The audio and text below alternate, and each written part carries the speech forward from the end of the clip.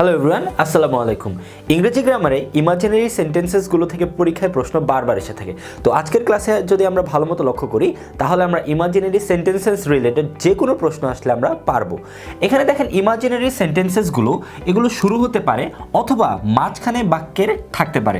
যেমন ইফ দিয়ে শুরু হতে পারে, অ্যাজ ইফ এটা মাঝখানে থাকতে পারে, অ্যাজ দো মাঝখানে থাকতে পারে, উইশ মাঝখানে থাকতে পারে, উড দ্যাট এটা শুরু হতে পারে বাক্যটা। আচ্ছা, এখানে আমরা মনে রাখবো ইমাজিনারি সেন্টেন্সেসগুলো যদি কোনো বাক্যে থাকে তাহলে দুই রকমের ক্ষেত্রে ঘটতে পারে। যদি আমাদের প্রশ্নে অর্থাৎ আমরা যে কোশ্চেন সলভ করব সেখানে আমাদের যেমন রাইট ফর্ম অফ ভার্বস, সেখানে আমাদের ব্র্যাকেটে একটা ওয়ার্ড দেওয়া থাকে, সেই ওয়ার্ডটাকে আমরা চেঞ্জ করে থাকি সেন্টেন্সের যে আমাদের কন্ডিশনগুলো দেওয়া থাকে সেই অনুসারে। তো সেখানে যদি আমাদের কোনো হেল্পিং ভার্ব থাকে, সংক্ষেপে আমরা লিখলাম HV, তাহলে আমরা যে ওয়ার্ডটা ইউজ করব সেটা হচ্ছে গিয়ে ওয়ার। সেখানে আমরা ভার্বটা ইউজ করবো হচ্ছে গিয়ে ওয়ার। আমরা একটু পর উদাহরণের মাধ্যমে বোঝার চেষ্টা করবো, একদম ক্লিয়ার হয়ে যাবে।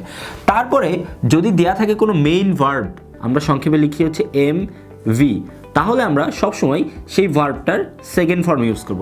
দ্যাট মিনস আমরা মনে রাখবো যদি আমাদের হেল্পিং ভার্ব দেওয়া থাকে কোশ্চেনে তাহলে আমরা ইউজ করব হচ্ছে গিয়ে ওয়ার। যদি আমাদের দেওয়া থাকে মেইন ভার্ব তাহলে আমরা ইউজ করব হচ্ছে গিয়ে সেই ভার্বটার V2 ফর্ম। উদাহরণের দিকে লক্ষ্য করি তাহলে ক্লিয়ারলি বুঝবো। এখানে দেখেন রয়েছে ইফ দিয়ে শুরু হয়েছে বাক্যটা। দ্যাট মিনস আমরা সহজে বুঝে নিচ্ছি যে এই লিস্টের মধ্যে যেহেতু আছে তাহলে এটা একটা ইমাজিনারি সেন্টেন্স। তারপর রয়েছে ইফ আই, আচ্ছা বি রয়েছে, বি কি একটা হেল্পিং ভার্ব না? অবশ্যই বি একটা হেল্পিং ভার্ব। যদি হেল্পিং ভার্ব থাকে তাহলে আমরা কোনটা ইউজ করি? War.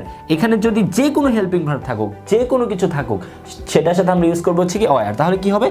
If I were a millionaire I would help the poor. আচ্ছা, তারপরে দেখেন রয়েছে শি টক্স অ্যাজ ইফ। এই দেখেন অ্যাজ ইফ রয়েছে, অ্যাজ ইফ আছে তার মানে হচ্ছে এটা একটা, এই যে দেখেন অ্যাজ ইফ রয়েছে, এটা একটা ইমাজিনারি সেন্টেন্স। আর আমরা জানি এখানে রয়েছে শি, তারপর নো। আচ্ছা নো এটা তো একটা মেইন ভার্ব। মেইন ভার্ব থাকলে আমরা কি ইউজ করি? সেই মেইন ভার্বটারই সেকেন্ড ফর্ম আমরা ইউজ করে থাকি। আচ্ছা তাহলে কি হবে? She talks as if she.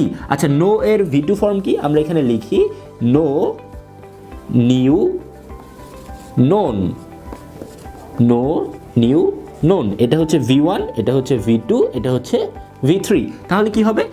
She talks as if she new everything.